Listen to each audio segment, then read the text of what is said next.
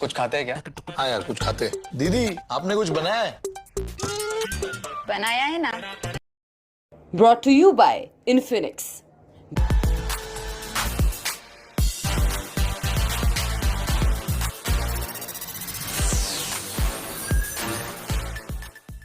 एक भक्त होने के नाते, और मैं इतना मानता हूँ, तहे दिल से मानता हूँ कि महाराष्ट्र का हर नेता, हर इंसान कहाँ ना कहाँ साईं बाबा उनके हृदय में है। ऐसे आदमी को माफी मांगने के लिए शिरडी साईं बाबा मंदिर में जाना होगा, उसे वहाँ पे हाथ पैर नतमस्तक होके माफी मांगने की जरूरत है। हमारे साईं भक्त क्या होते हैं वो उनको मुंबई आने पे जरूर पता चलेगा। बागेश्वर वाले धीरेन्द्र कृष्ण शास्त्री का एक बयान चर्चा में है। बयान है शिरडी के साईं बाबा को लेकर। ये मामला मुंबई पुलिस के पास पहुंच गया है। शिवसेना उद्धव बाला साहब ठाकरे पार्टी युवा सेना के नेता और आदित्य ठाकरे के करीबी दोस्त राहुल कनल ने धीरेन्द्र शास्त्री के खिलाफ बांद्रा पुलिस को शिकायत दी है। इसमें धार्मिक भावनाओं को आहत करने के आरोप में FIR दर्ज करने की मांग की गई है। दरअसल मध्य प्रदेश के जबलपुर स्थित पनागर में श्रीमद् भगवद गीता कथा चल रही थी। कथा का आखिरी दिन था। बागेश्वर धाम के पीठाधीश धीरेन्द्र शास्त्री यहां लोगों के सवालों का जवाब दे रहे थे। इसी बीच साईं बाबा की पूजा पद्धति को लेकर सवाल पूछा गया।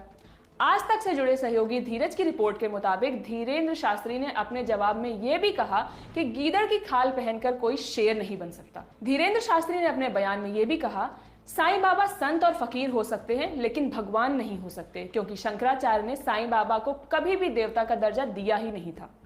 शंकराचार्य की बात मानना हर सनातनी का धर्म है, क्योंकि शंकराचार्य हिंदू धर्म के प्रधानमंत्री हैं। धीरेन्द्र शास्त्री ने साफ तौर पर कहा है कि गोस्वामी तुलसीदास से लेकर सूरदास और विभिन्न धर्मों के संत महापुरुष और युग पुरुष हो सकते हैं, लेकिन भगवान नहीं हो सकते। धीरेन्द्र शास्त्री ने खुद अपना उदाहरण देते हुए कहा कि अगर वो खुद छत्र लगाकर और आसन जमाकर बैठ जाएं तो वे शंकराचार्य नहीं बन सकते। इस मामले पर शिवसेना नेता राहुल कनल ने आज तक से खास बातचीत में धीरेन्द्र शास्त्री के खिलाफ सख्त कार्रवाई की मांग की है। यहाँ पे हम छत्रपति शिवाजी महाराज को, बाबा साहब अम्बेडकर को भी भगवान स्वरूप ही मानते हैं। वहाँ पे आप साईं बाबा के बारे में आके इतने तुच्छ शब्द कहना, वो इन जैसे लोगों पे शोभा नहीं देता। तो ऐसे लोगों को जो इतने लाखों की तादाद में लोगों को संबोधित करते हैं, तो सुप्रीम कोर्ट की भी आपने हाल ही में अगर एक ऑर्डर देखी होगी तो उसमें क्लियर कट दिया हुआ है कि आप हेटेड स्पीच पे सख्त से सख्त कार्रवाई कीजिए।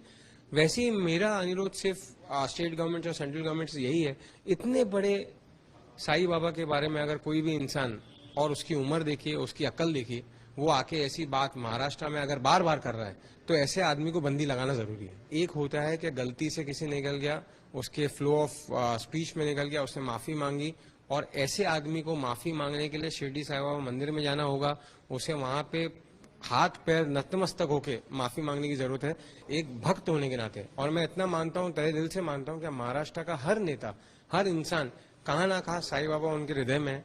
हमारे साईं भक्त क्या होते हैं वो उनको मुंबई आने पे जरूर पता चलेगा। इससे पहले सोमवार 3 अप्रैल को दर्ज कराई अपनी FIR में राहुल ने लिखा था, बाबा बागेश्वर धाम सरकार का एक वीडियो वायरल हुआ है जिसमें वो एक भक्त के सवालों का जवाब दे रहे हैं। भक्त ने सवाल पूछा है कि शिरडी साईं बाबा को बाकी हिंदू देवी देवताओं के साथ पूजा जाता है। ये सवाल काफी सरल था, लेकिन इस सवाल के जवाब में बाबा ने जो बातें कही हैं वो बद इरादे से कही हैं। उनका इरादा साईं बाबा के सम्मान को ठेस पहुंचाने वाला था। इसके साथ ही उन्होंने साईं के भक्तों को भी ठेस पहुंचाई है। राहुल ने आगे ये भी कहा है, इस मामले में सिर्फ बाबा की बातों का खंडन करना या निंदा करने से काम नहीं चलेगा, क्योंकि ये जानबूझकर किया गया काम है। उनके खिलाफ क्रिमिनल एक्शन 153A के खिलाफ मामला दर्ज होना चाहिए। साथ ही संविधान के हिसाब से ये जो उचित लगता है वो एक्शन लेना चाहिए। बागेश्वर धाम का ये बयान धार्मिक सौहार्द बिगाड़ने का भी प्रयास है, क्योंकि साईं बाबा को मानने वाले विभिन्न जाति, विभिन्न धर्मों के लोग हैं। बागेश्वर धाम के पीठाधीश धीरेन्द्र शास्त्री अक्सर अपने स्पष्ट कमेंट के लिए जाने जाते हैं। उन्होंने पहले भी हिंदू राष्ट्र जैसे विषयों पर भी अपना मत रखा है। साईं बाबा को लेकर धीरेन्द्र शास्त्री पर आपका क्या सोचना है, हमें कमेंट बॉक्स में जरूर बताइए। इसको लिखा था हमारे साथी विपिन और हिमांशु ने। मैं हूं शिवानी और आप बाकी खबरों के लिए देखते रहिए द ललन टॉप। शुक्रिया।